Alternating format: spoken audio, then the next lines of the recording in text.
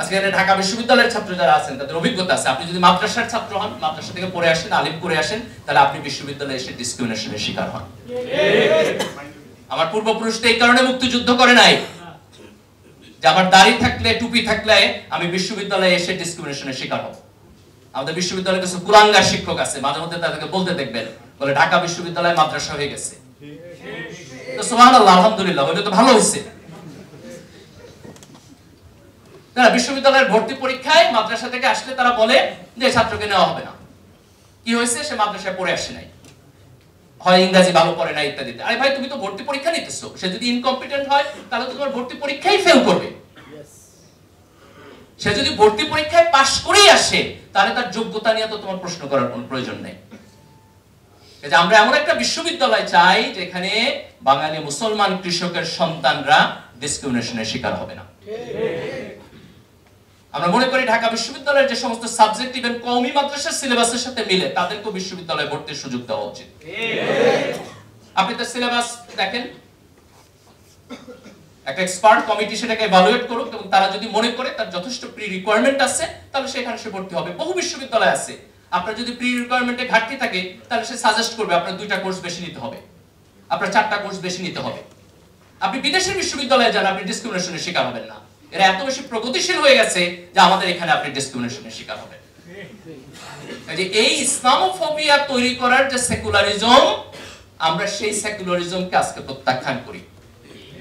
কিন্তু আমরা বাংলাদেশকে একটি অসাম্প্রদায়িক বাংলাদেশ, যেখানে মুসলমান, হিন্দু, বৌদ্ধ, খ্রিস্টান, বাঙালি, পাহাড়ি সবাই তার নাগরিক অধিকার নিয়ে এখানে থাকবে। তার নাগরিক অধিকারের মধ্যে কোনো কাটছাট হবে না। সে যদি বাংলাদেশের নাগরিক হয় তাহলে তার পরিপূর্ণ নাগরিক অধিকার থাকবে। আজকে দেখেন, গত সরকারের সময়ে বিএনপি এবং জামাত তাদের নেতা এবং কর্মীরা নির্যাতিত হয়েছে। আজকে যখন হাসিনা সরকারের পতন হয়েছে আমরা মুক্তির আনন্দ বুঝতেছি। কিন্তু আপনি যদি সৎ হন আপনার অভিজ্ঞতার প্রতি, তাহলে আপনার দায়িত্ব হচ্ছে এই মুক্তির আনন্দ এই দেশের প্রত্যেকটি নাগরিকের জন্য নিশ্চিত করা। সে আপনার দলের হইতে পারে, সে আপনার দলের নাও হইতে পারে, ডাজন্ট ম্যাটার। সে যদি আমার নাগরিক হয়, সে যদি আল্লাহর বান্দা হয়, সে যদি মানুষ হয়, তাহলে তার নাগরিকের অধিকারের পক্ষে দাঁড়ানো আমার দায়িত্ব। দেখেন, আল্লাহ রাসূল যখন মক্কা থেকে মদিনায় গেছেন, উনি মদিনার বিভিন্ন গোত্রের সাথে চুক্তি করেছেন।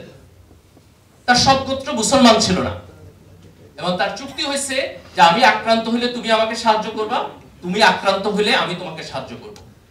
তাহলে একজন নন মুসলিম যে আল্লাহ রাসূলের সাথে চুক্তিবদ্ধ, সে যদি আক্রান্ত হয়, আল্লাহ রাসূল তার সাহায্যে যুদ্ধ করতে যাবে, সেই যুদ্ধ কি জিহাদ হবে না? সেই যুদ্ধে যদি মারা যায় শাহাদাত হবে না?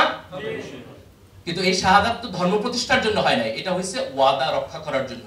ওয়াদা আমার ধর্মের পার্ট না পার্ট না? তাহলে আজকে রাষ্ট্রের নাগরিক হিসাবে আমি যখন একটা সংবিধানের মধ্যে একটা সিস্টেম তৈরি করতেছি, তখন আমি সকল নাগরিকের জন্য তার নাগরিক অধিকারের নিশ্চয়তা দিতেছি। আমি তার ধর্মের উপর ভিত্তি করে পার্থক্য করতেছি না, তার বর্ণের উপর ভিত্তি করে পার্থক্য করতেছি না, তার এথনিসিটির উপর ভিত্তি করে পার্থক্য করতেছি না। কিন্তু আমার রাষ্ট্রের সুনির্দিষ্ট আদর্শ থাকবে, ইডিওলজি থাকবে। মুসলমানরা তাদের ধর্ম থেকে তার নৈতিক যে মোটিভেশন সেটি নেবে, যিনি হিন্দু তিনি হিন্দু ধর্ম থেকে তার মোটিভেশন নেবেন, এবং আমরা একটি সাম্প্রদায়িক সম্প্রীতির মধ্য দিয়ে সবাই মিলে আমরা বাংলাদেশী